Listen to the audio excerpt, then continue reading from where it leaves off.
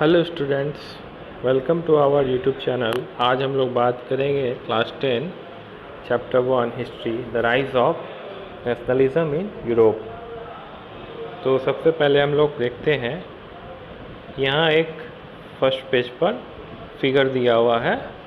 इस फिगर के बारे में दिया हुआ है कि in 1848 Frederic Sorrieu, a French artist, prepared a series of 4 prints visualizing his dreams of a world made up of democratic and social republic, as he called them. The first print of the series shown the people of Europe and America, men and women of all ages and social classes, marching in a long train and offering homage to the Statue of Liberty as they passed by. तो figure में हम लोग देख रहे हैं कुछ आदमी और औरतें एक लाइन में खड़ी हुई हैं। तो इस पे क्या दर्शाया गया है कि some people of Europe and America, यूरोप और अमेरिका के लोग हैं। Man and women of all ages, सभी उम्र के लोग हैं, एंड सभी क्लास के, marching in a long train and offering homage to the Statue of Liberty as they pass by it. Statue of Liberty की तरफ से पास हो रहा है और अपना होमेज, होमेज का मतलब होता है अपना आदर्श उसको दे रहे हैं, मतलब उनके प्रति एक सद्भावना, मतलब जैसे हम लोग अपने भारत माँ को प्रणाम करते हैं, उसी प्रकार हम लोग स्टैचू ऑफ लिबर्टी। तो ये 1848 में बनाया गया था। किसके द्वारा? फ्रेडरिक सोरी, जो एक फ्रेंच आर्टिस्ट था। ये सीरीज ऑफ 4 प्रिंट बनाया था, visualising his dream of a world made up of democratic and social Republic. वह कल्पना करके एक फिगर बनाया था जिसमें ये दर्शाया गया था। तो आगे हम लोग देखते हैं, as you would recall, artist of the time of the French revolution crucified liberty as a female figure. तो स्टैचू ऑफ लिबर्टी को फीमेल फिगर दिखाया गया, जैसे हम लोग भारत माँ को भी फीमेल फिगर बताते हैं, उसी स्टैचू ऑफ लिबर्टी को भी यहाँ फीमेल फिगर बताया गया है। Here you can recognise the torch of enlightenment. उनके हाथ में एक टॉर्च है, एनलाइटमेंट, जो जलता हुआ है। And severe in one hand and character of right of the man in other. और दूसरे हाथ में character of the rights of man, man का क्या राइट्स है वो दूसरे हाथ में है। On the earth is the foreground of the image lie the Saturn remain a symbol of absolute institution। ये absolute institution क्या होता है इस पे मैं बता रहा हूँ। absolute institution ये होगी आपको यहाँ देखिए, इसका डिफिनेशन दिया हुआ है बगल में। Literally a government or system of rule that has no restraint on the power exercise. एक टाइप ऑफ गवर्नमेंट जिसका जो पावर के ऊपर कोई काबू ना हो, यानी कोई उस पर लगाम ना हो। In history the term refer to the form of monarchial government that was centralize military and repressive. पहले ये मोनार्की टाइप का एक गवर्नमेंट होता था जिसमें राजा का ही बात माना जाता था, महाराजा का ही चलता था। उसी टाइप के गवर्नमेंट को बोलते हैं एब्सोल्यूटिस्ट इंस्टीट्यूशन। तो in Sorrieu's utopian vision, utopian vision क्या हुआ यहाँ देखिए, a vision of society that is so ideal that is unlikely to actually exist. ऐसा सोसाइटी जो न के बराबर एग्जिस्ट करता हो। तो उसके विज़न में क्या था? The people of the world are grouped as a distinct nation identified through their flag and national costume, जो अपने फ्लैग के द्वारा आइडेंटिफाइड है। Leading the procession way past the Statue of Liberty are the United State and Switzerland, by which this time were already nation state. उस time कौन कौन वहाँ से पास हो रहे थे? यूनाइटेड स्टेट, स्विट्ज़रलैंड, जो यूनाइटेड स्टेट का एक पार्ट थे. तो France, identifiable by the revolutionary tricolor, has just reached the statue. She was followed by the people of Germany. France आगे आगे था, उसके पीछे people of Germany, bearing the black, red and gold flag. उनके हाथ में black, red and gold flag था, people of Germany के हाथ में.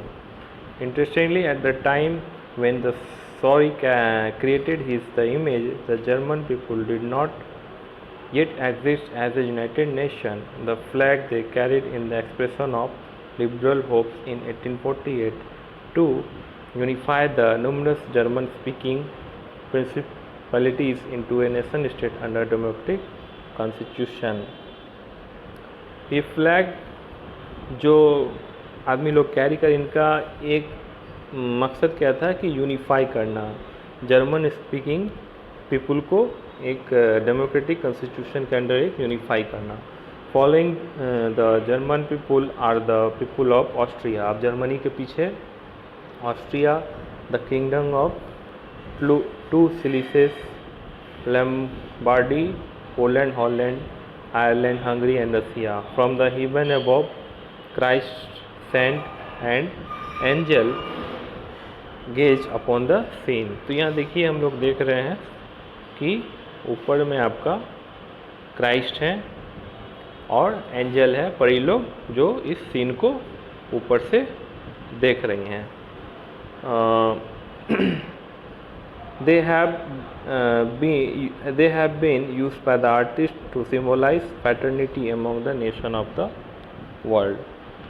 तो they have been used by the artist. ये आर्टिस्ट के द्वारा इन लोगों को यूज़ किया गया है, किसको दर्शाने के लिए? पैटर्निटी को दर्शाने के लिए. आगे हम लोग देखते हैं, this chapter will deal with many of the issues visualised by sorry in figure 1. Figure 1 ये है, इसमें जितने इशू को दर्शाया गया है इसके बारे में हम लोग आगे डिटेल में पढ़ेंगे.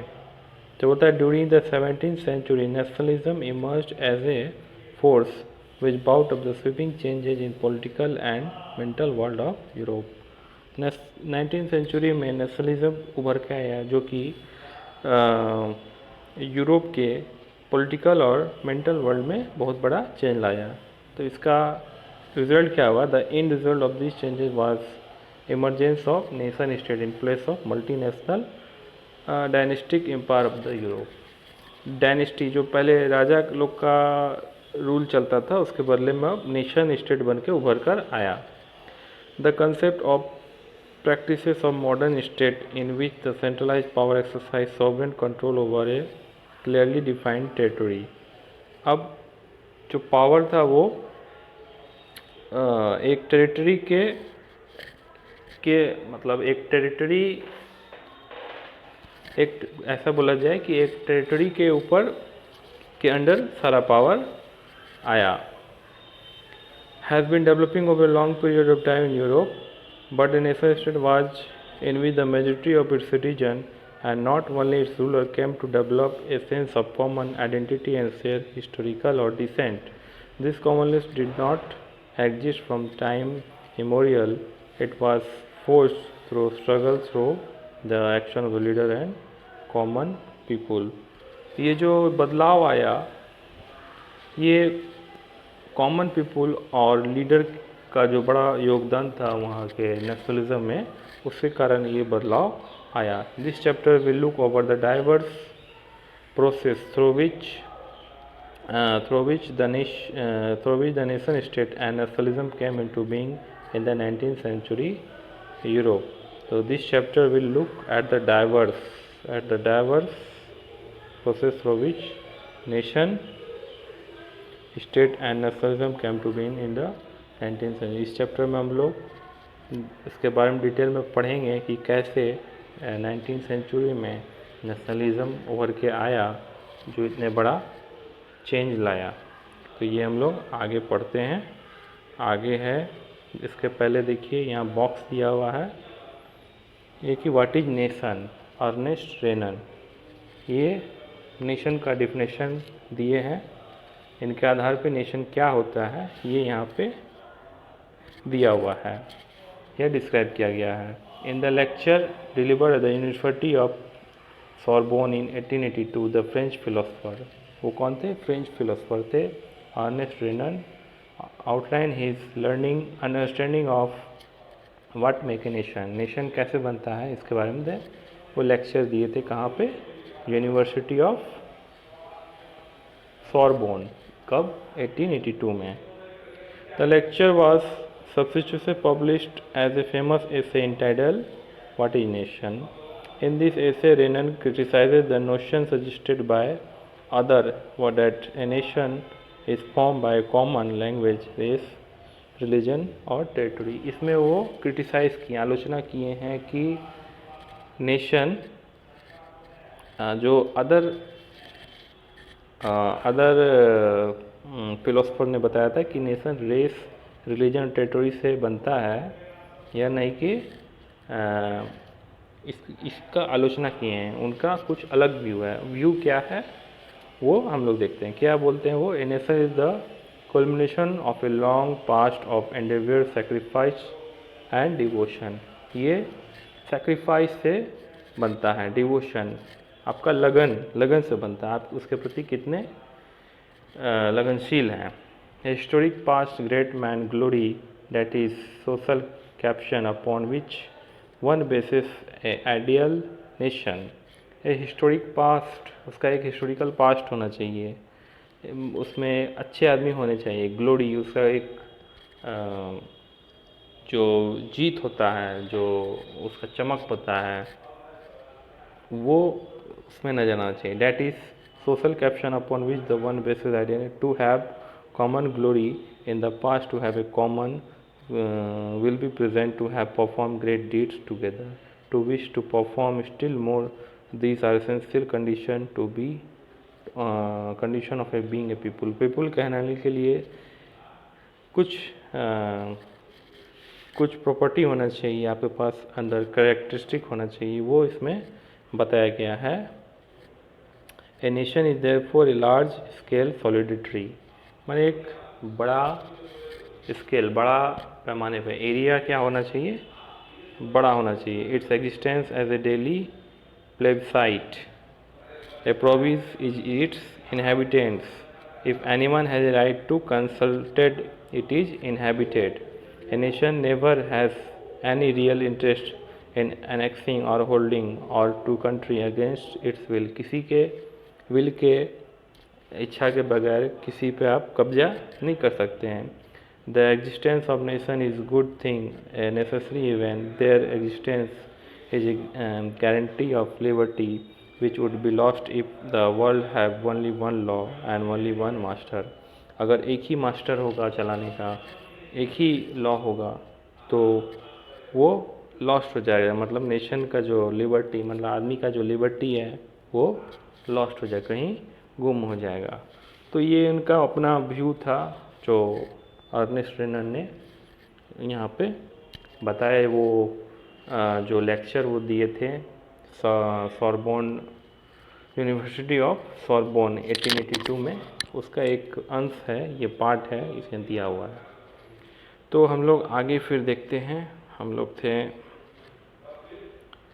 आगे पढ़ेंगे हम लोग the French revolution and the idea of nation, कैसे फ्रेंच रिवॉल्यूशन हुआ और नेशन का आइडिया कहाँ से इमर्ज हुआ, इसके बारे में हम लोग पढ़ेंगे। द फर्स्ट, तो यहाँ दिया हुआ है, the first clear expression of nationalism was with the French revolution in 1789। 1789 से हम लोग नेशनलिज्म इन यूरोप देखते हैं, वहाँ से एक क्लियर एविडेंस नज़र आता है। France, as you remember, was full-fledged territorial state in 1789 under the rule of absolute monarch। वो पहले मोनार्क के अंडर था, बाद में नेशन स्टेट बदला। The political and constitutional change that came in the wake of the French led to the transfer of sovereignty from the monarchy to a body of French citizens. The revolution proclaimed that it was people who would henceforth constitute the nation, shape its destiny. The political and constitutional changes, वहाँ पे जो changes है that came with the wake of French Revolution. French revolution के कारण वहाँ जो change आया, transfer the sovereignty of from monarchy to a body of French citizen. Monarchy से मतलब पहले पावर मोनार्की के पास था, यानी राजा के पास था, अब पावर आ गया फ्रेंच सिटीजन के पास. तो from the very beginning the French revolution introduce various measures and practices that could create a sense of collective identity amongst the French people. The idea of la patrie, la patrie का मतलब fatherland and la citoyen का मतलब the citizen, emphasizes the notion of united community enjoying equal rights under a constitution.